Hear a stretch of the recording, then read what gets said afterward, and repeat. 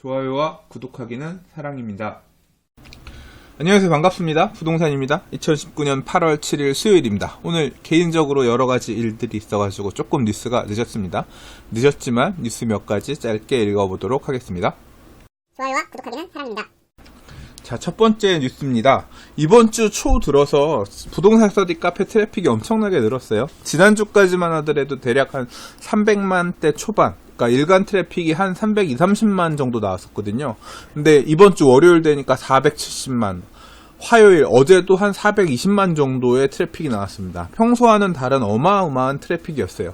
부동산과 관련해서 뭔가 굉장히 이슈가 있었냐? 그건 아니었거든요.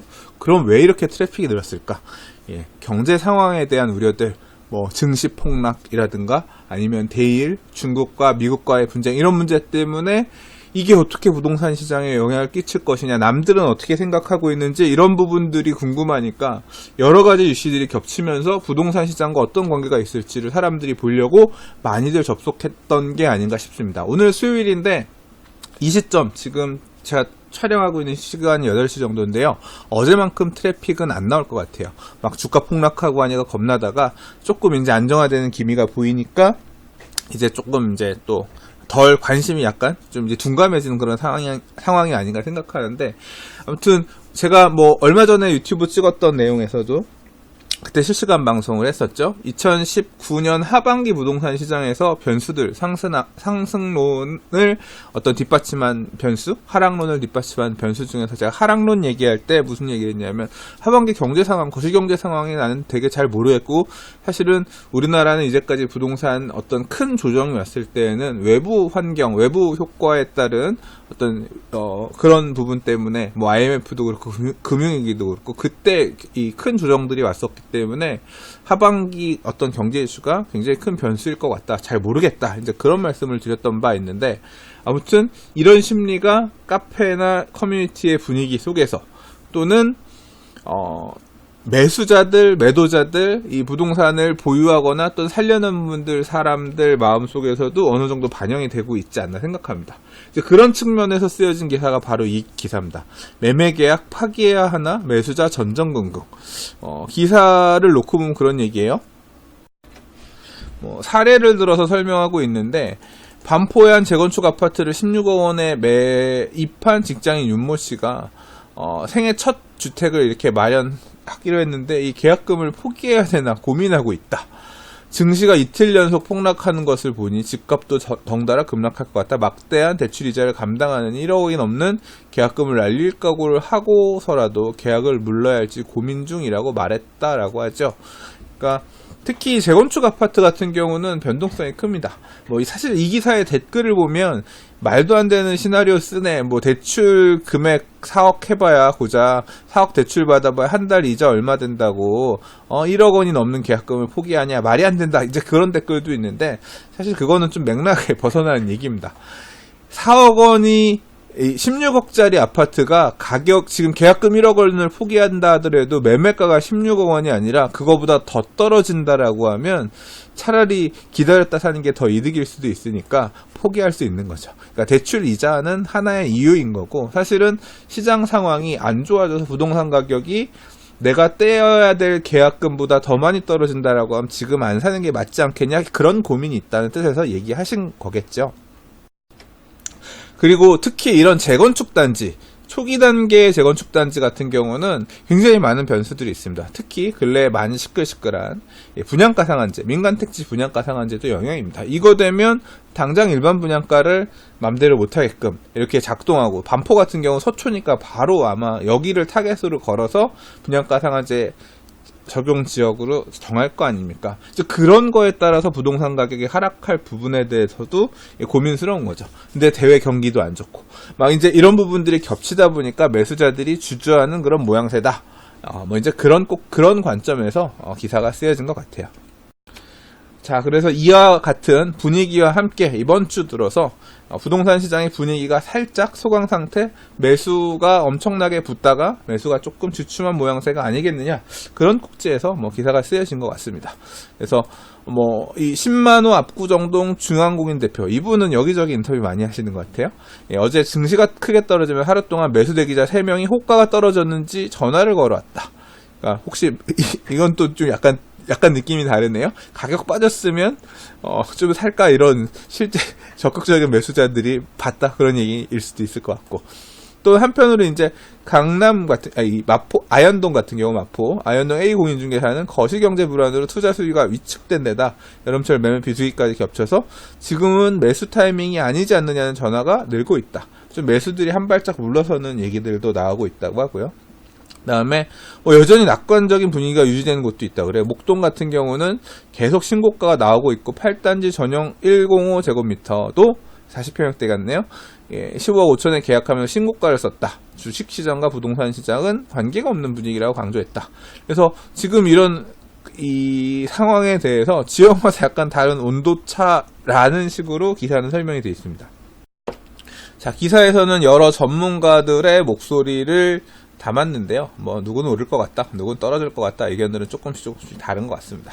자, 미래는 모르는 거니까요. 아무튼 근래 이렇게 매매 계약을 파기해야 되나, 매수자 전전긍긍 이런 꼭지에서의 기사는 참 한동안 안 보였던, 지난 4월달, 5월달, 6월달, 7월달 오르면서 보였던 그런 모습과는 살짝 상반된 그런 어떤 관점, 스탠스에서 찍힌 기사길래 첫 번째 기사로 꼽아봤습니다. 좋아요와 구독하기는 사랑입니다.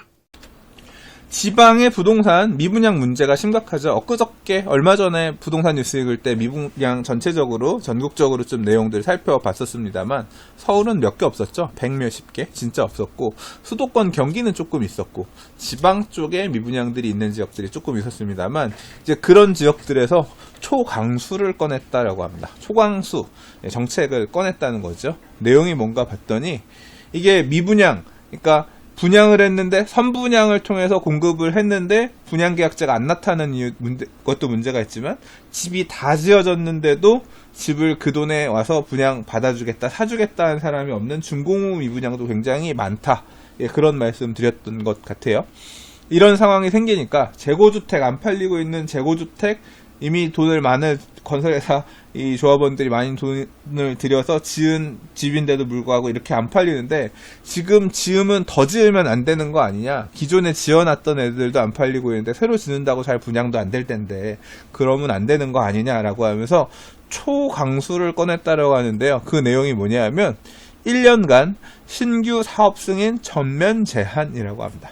그러니까 이 경남 쪽에서도 재개발 재건축과 같은 정비사업, 그러니까 사업 추진 주체가 토지 등 소유자, 그 동네 살고 있는 사람들이 되게 이제 사업 추진하게 된 정비 사업들이 있는데, 이런 물량들 물론 포함해서 사업 승인을 전면 제한, 앞으로 일단 미분양 추이 팔리기 전까지는 새로 사업 승인을 안 해주겠다, 이런 강수를 꺼냈다라고 합니다.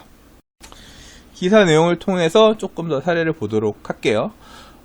강릉 같은 경우는, 강릉은 주택보급률이 너무 많아서 미분양이 생각보다 그렇게 많은 지역은 아니지만, 이미 주택보급률이 114.7%에 달하는 공급 과잉 상태가 지속되고 있는 판단 하에 이 지역 같은 경우는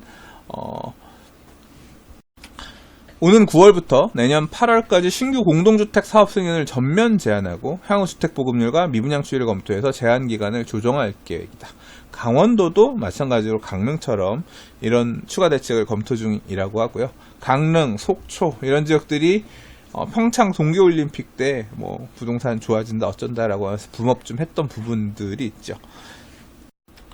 자, 미분양 문제가 굉장히 심각한 경남 같은 경우는 지금 시도별 전국 최대 14,400가구 정도의 미분양 물량을 경남이 보유하고 있대요. 창원시 같은 경우는 창원시만 하더라도 한 거의 5,891가구 미분양 상태인데, 올해까지 500가구 이상 미분양 사업 승인을 전면 제한하고 그 외 지역의 주택 공급도 조절하는 등 대책에 나섰다. 양산시는 분양률 10% 미만 단지의 분양 승인을 취소하기까지 했다. 이렇게 적극적으로 지자체들이 새로 주택을 더 늘리지 못하게끔 아주 적극적으로 대응하고 있다, 이런 부분이 보이고요. 자, 이런 상황이 생기니까 건설 관련 업계 일각에서는 서울에서 옛날에 했던 거, 그걸 요구합니다.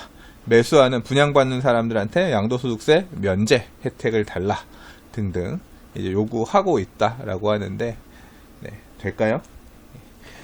저도 추이를 계속 보려고 합니다. 좋아요와 구독하기는 사랑입니다. 자, 성북구 장인뉴타운의 장이 19역 관련된 얘기입니다. 장인뉴타운 지도가 살짝 나와서 보면 되게 쬐끔해서 잘 안 보이시겠지만 장이 19역은 돌고 지역 나와서 서쪽 편에 위치한 단지입니다. 아마 시공사가 대우건설일 거예요. 이 돌고 지역 나와서 오른쪽 편에 장이 4구역, 여기가 제일 장이에서 핫한 좋은 구역이라고 하는 GS건설이 시공하는 4구역이고 그 옆에 6구역, 석계역 가는 쪽에 있는 6구역도 굉장히 좋은 데입니다. 원래 삼성포스코가 시공사였는데 올해 시공사 변경 새로 선정하면서 기존의 시공사를 해지하고 새로 선정하면서 대우건설이랑 롯데건설이랑 붙었는데 대우가 시공사가 됐죠. 그래서 장인뉴타운에서 원래 가장 핫한 구역이 요 4구역, 6구역이고요.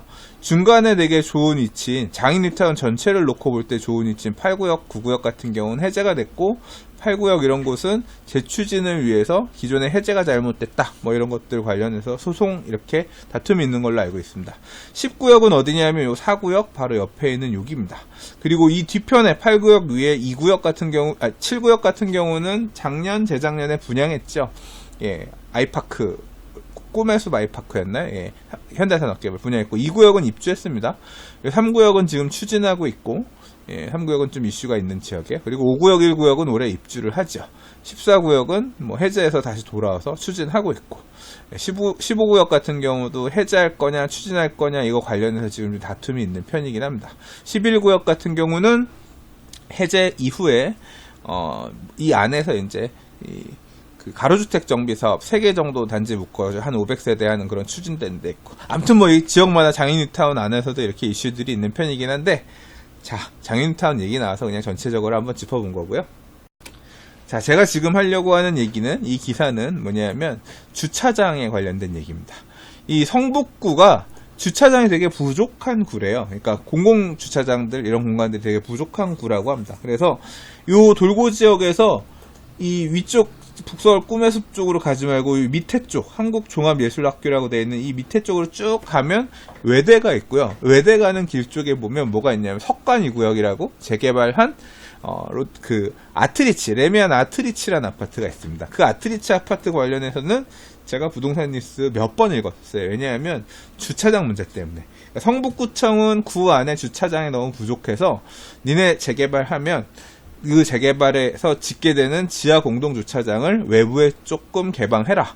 이런 문제 가지고 계속 분쟁이 있었습니다. 그래서 뭐 기사 읽었던 내용들 돌이켜보면 하려고 일단 그렇게 지하 주차장 만들어지게 되면 외부에다 일부 외부 사람들 사용할 수 있게끔 주세요라고 했더니 조합에서는 우리가 결정할 문제가 아니라 이건 나중에 입주자 대표회의 만들어지면 그때가 결정할 문제라 우리는 못하겠습니다.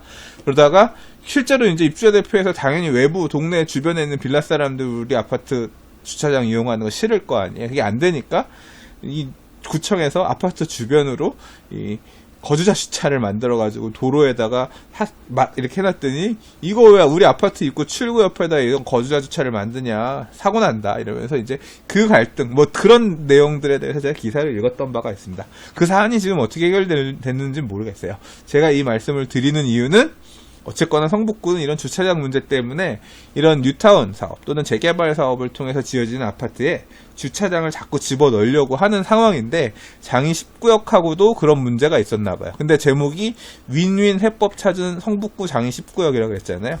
아파트 주민이면 우리 아파트에 만들어 놓은 주차장을 외부 주민들이 들어와서 사용하면 좋겠어요? 나쁘겠어요?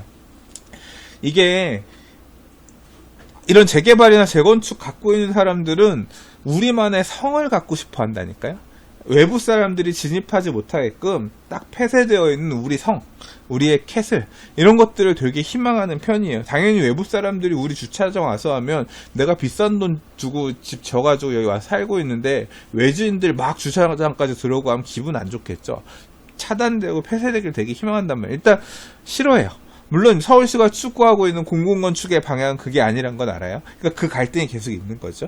근데 결국은 지금 어떻게 해서 이 부분을 해결을 하려고 하느냐 여기서 봤더니 자 이 뉴타운 사업 같은 경우는 공원을 만들어서 기부 체납하는 경우들이 많이 있습니다. 특히 이 재정비 촉진지구 같은 경우는 그런 기반 시설들이 부족해서 이 뉴타운 사업을 통해서 많은 재개발 구역들이 토지들을 일부 기부 체납해가지고 그 안에 도로도 넓히고 공원도 만들고 학교도 짓자, 이런 개념에서 출발한 광역 정비 사업이기 때문에 이런 기부 체납 비율이 일반적인 재개발에 비해서 더 높은 편이거든요.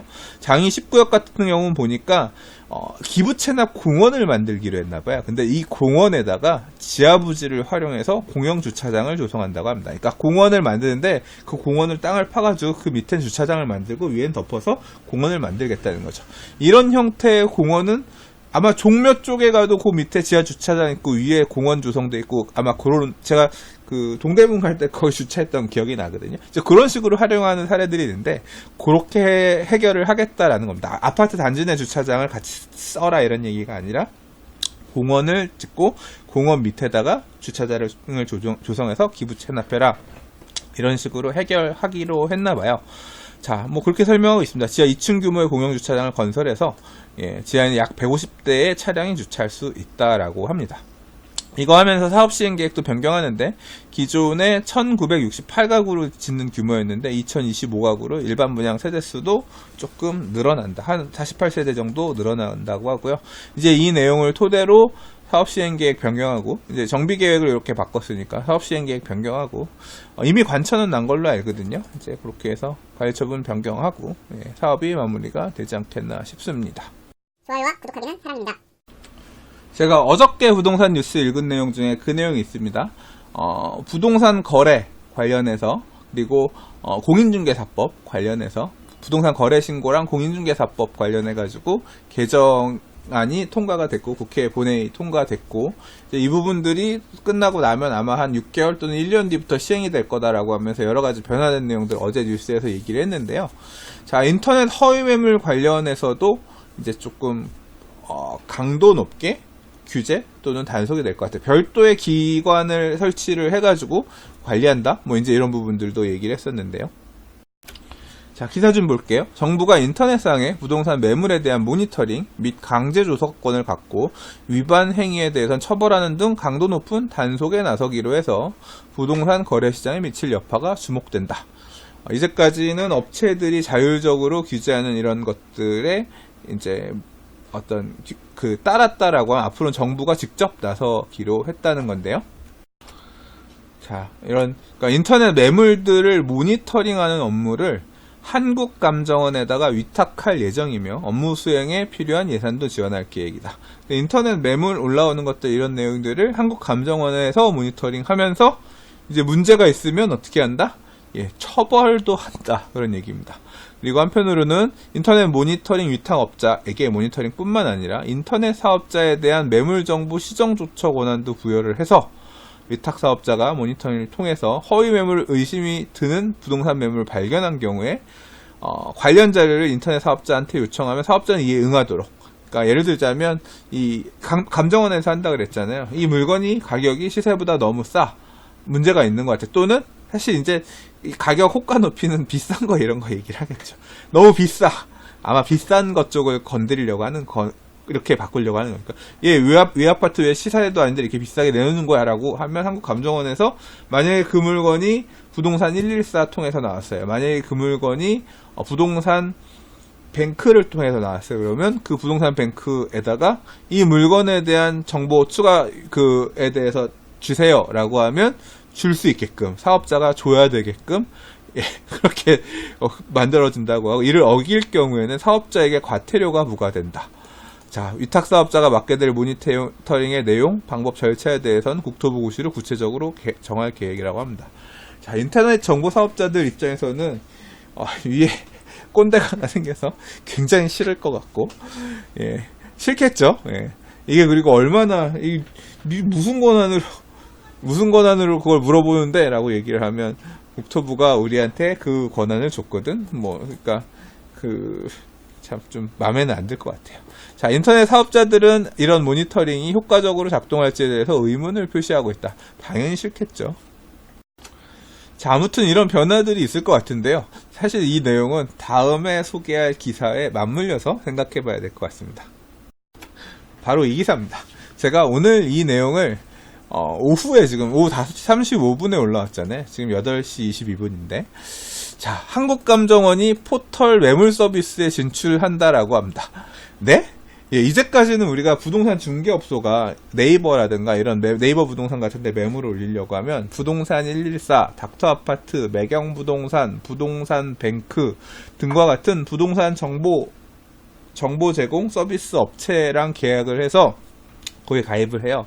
그러면 이제 실제 매물 전송한다 그래서 아마 건별로, 그러니까 내가 닥터아파트랑 계약을 했으면 닥터아파트에 매물을 올리고 그 닥터아파트에 올린 매물이 네이버 부동산 쪽으로 전송되게끔 이렇게 2번 거쳐서 되게끔 하고 있고 그 전송 비용을 중개업자가 지급하게끔 이렇게 되어 있었거든요. 그러니까 이런 부동산 정보 서비스 업체들이 네이버라고 하는 포털의 부동산에다가 매물을 이제 보내면 이게 고지가 되게끔 이런 식으로 되어 있습니다.